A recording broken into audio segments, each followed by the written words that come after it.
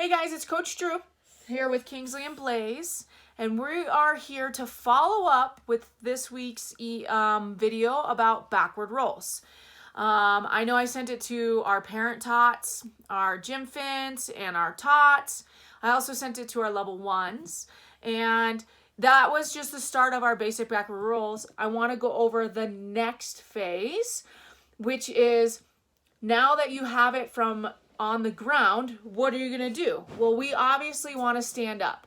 The best way to do this is standing up, starting in a straddle, because it is going to be the most comfortable. Now, I pulled out Blaze's mattress, and this is a mattress from her bed. She had a previous, I have the cool crib mattress that fits into her bed size. And Kingsley is going to show us first. He's not going to do anything. He's just going to stand here. So what I want him to do is stand in a straddle. Why? Well, because then he puts his hands on the ground. It's a little bit closer to the ground, and we're not falling straight down. So that's two things. He is just having let's go ahead and stand up and relax for a second. He is having a blast doing these. And so I like the extra cushion just in case he decides to go crazy and throw his head back. You guys can obviously pull out couch cushions and do the exact same thing, and that's totally fine.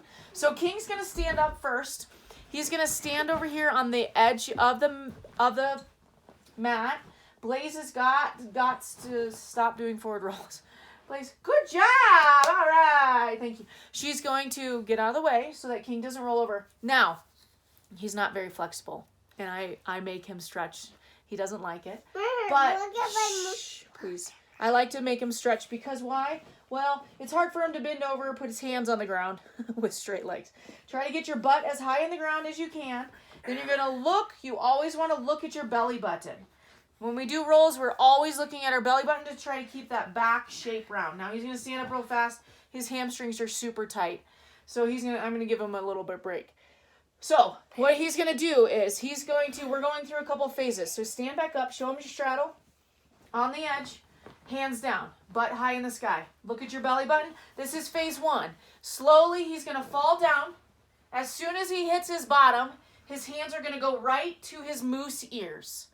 And then it goes back to what we talked about earlier this week, where when he rolls back, his hands are now going to go flat on the ground. Okay? So, he's going to show you one in fast motion. Blaze, you got to get off. Thank you. He's going to put his hands down. Then he's going to put his butt down, go, hands back, push, land on your feet. Oh, yeah. So the biggest thing with that is, if you noticed, he had to push really hard to get himself over his head. I'm going to take Blaze now.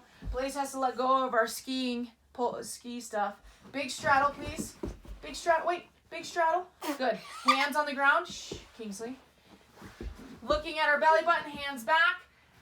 And I can do the same thing. All right, Blaze.